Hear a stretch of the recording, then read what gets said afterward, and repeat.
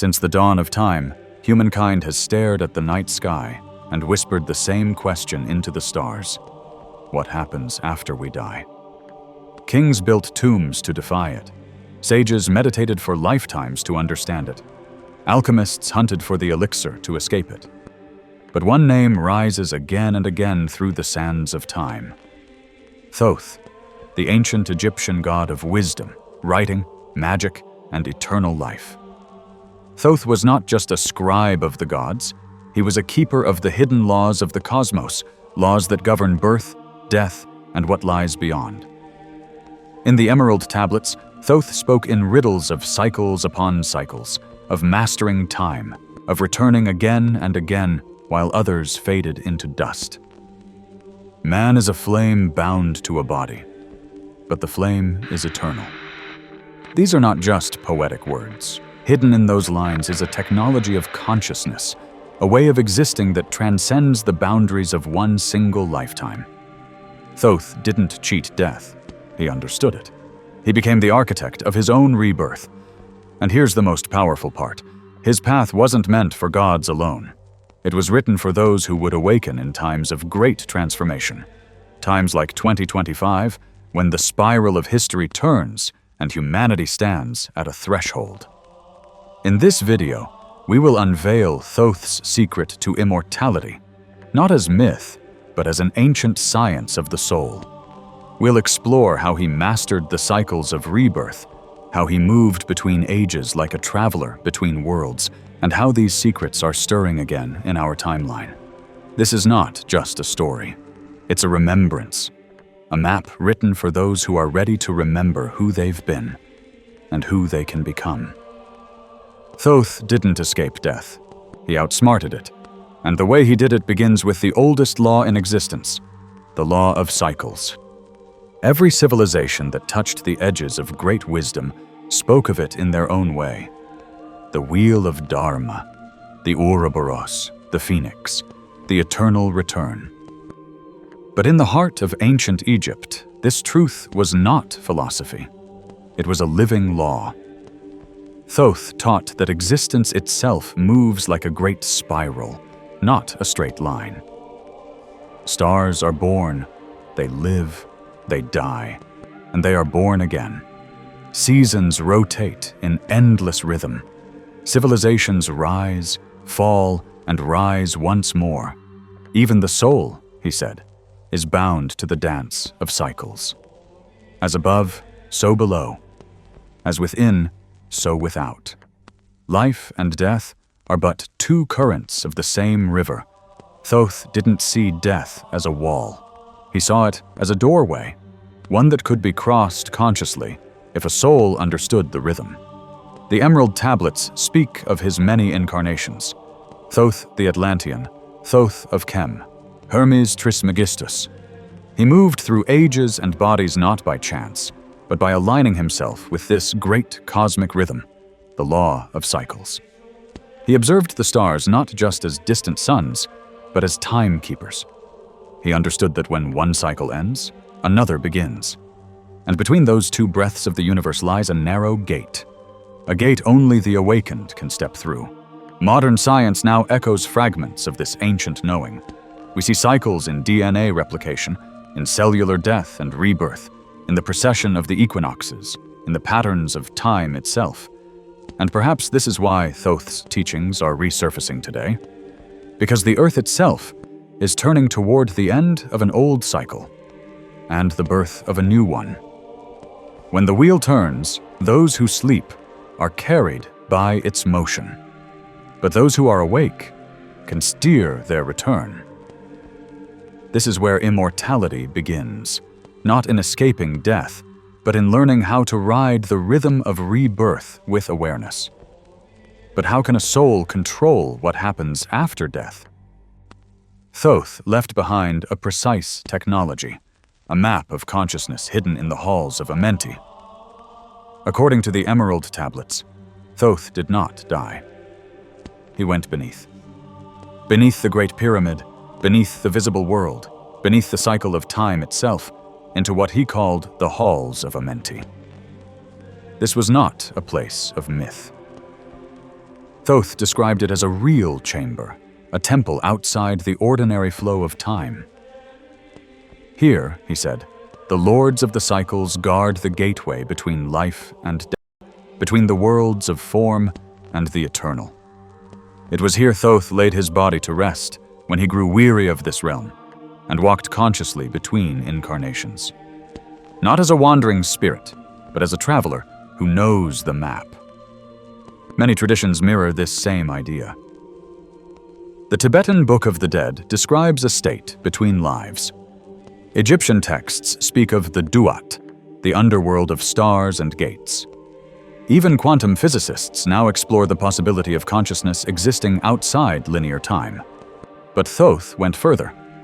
He taught that the halls of Amenti are not just below Egypt, they are also within us, inside the layers of our own consciousness. When one learns to still the mind and cross the veil, the soul can access this timeless field. He called it the Temple of Regeneration.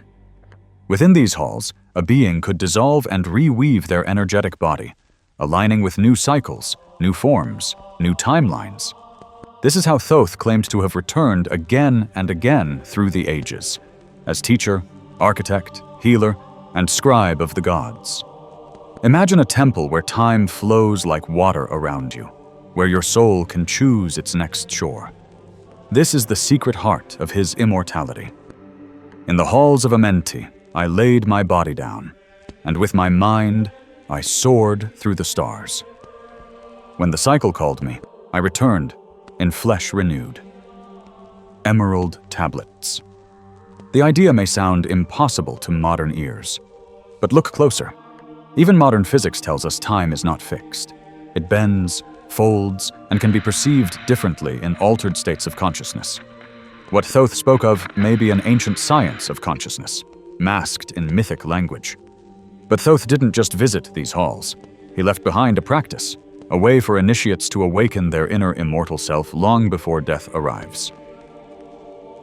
Thoth never spoke of immortality as an escape from death. He spoke of it as a mastery over the cycles of existence.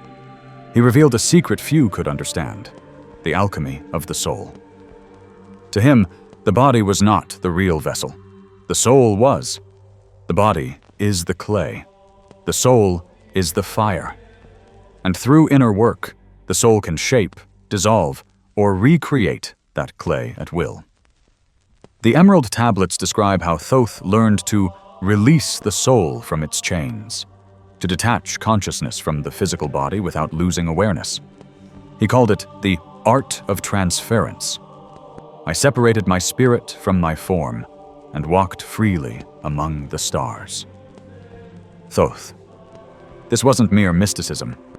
Thoth encoded in these words a method, a technology of consciousness, practiced through deep breath, sound frequencies, and resonance with cosmic rhythms. Many ancient traditions echo the same idea. Taoist inner alchemy speaks of refining the energy body to attain an immortal state. Hindu yogic practices describe the awakening of Kundalini, unlocking higher states of being. Egyptian mystery schools trained initiates in techniques to move through the Duat while still alive. Thoth was their architect. He taught that when the soul remembers its original frequency, it is no longer bound by a single lifetime. Instead of being pushed through the wheel of rebirth, it steps off the wheel and chooses its own path. Modern science is slowly brushing against these edges. Studies in consciousness show states where brain and time perception shift dramatically, moments where the self feels limitless and timeless. But Thoth didn't just speak about experiencing timelessness. He lived it. He became a master of cyclical rebirth, entering and leaving bodies as one might step through a door. And for those who sought the same path, he gave this instruction: light is the key. Shape thy light, and thou shalt walk where none have walked. This is the inner alchemy. A soul that remembers its light doesn't fear the end. It designs its next beginning. But Thoth didn't do this alone. He built a living architecture, a network of temples and pyramids that held the frequencies needed to guide souls through these cycles. And their hidden technology may still be active today.